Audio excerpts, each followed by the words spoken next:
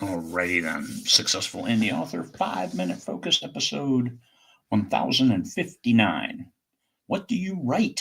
It's a pretty simple question. There's Stanley writing love letters to my soul. All right. Actually, he's snoring.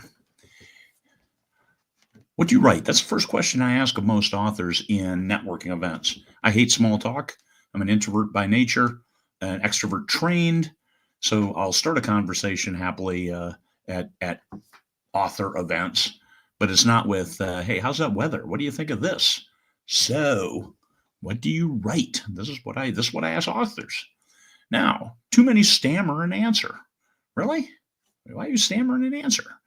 You should know what you write. You have to know what you write. Me, I always answer with science fiction and thrillers. Makes it easy. I've written a lot of other genres, but I'm not going to list all my genres. So you got to know your business. You got to focus on your business. What makes you the most money in your business? That's a big question too, but I'm not doing that one out in the public area with the networking as people are milling about. Just what do you write? Embrace it. Embrace what you write. Embrace what you write well. There are a lot of people who list 6 or 8 different genres and they only have 3 books published.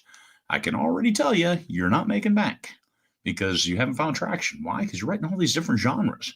You're writing your passion projects before you actually find an audience to entertain. So you're just writing books to write books. Okay, that's cool. Just manage your expectations. Don't invest money to come to conferences because I can't market. Nobody can market this mess.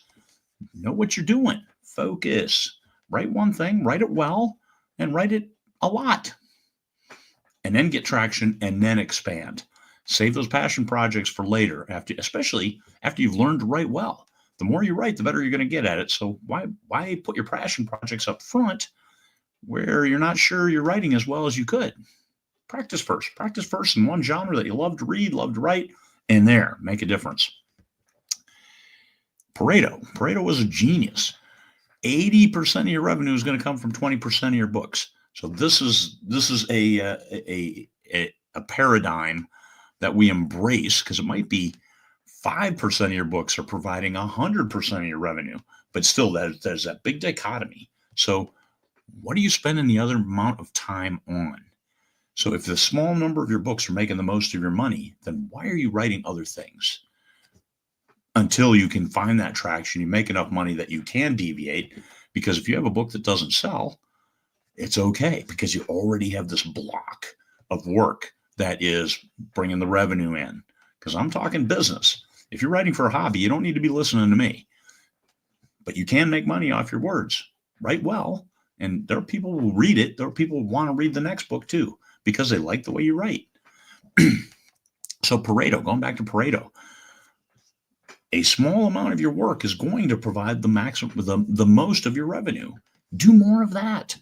It may sound like common sense, but it's not because, we're getting inspired. We have a great story. I just have to write it. And you write it and it's urban fantasy and you've been writing science fiction the whole time. And guess what? You don't have an audience over here. You can build one, but not if you're just going to write one book.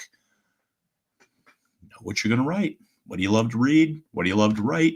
Marry the two together, find that audience, and keep feeding that audience. It's a buffet, not a smorgasbord. The smorgasbord, you might get all kinds of stuff. Why would you take the anchovies when they got perfectly good sausage? Why would you take spinach when they have perfectly good iceberg lettuce? Why? Because people like spinach, but there's a small number. They like the iceberg. They put French dressing all over it. Yummy. Focus them.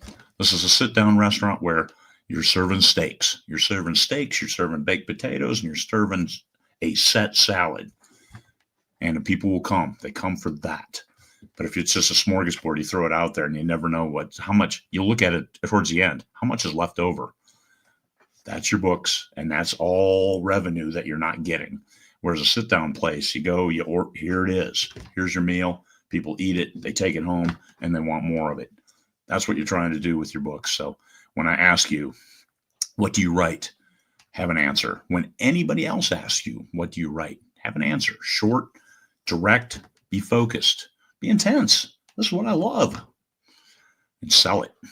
even if you're not selling it to this person, sell it to yourself so you can embrace it better. Because we have to convince ourselves a lot more often than we have to convince other people.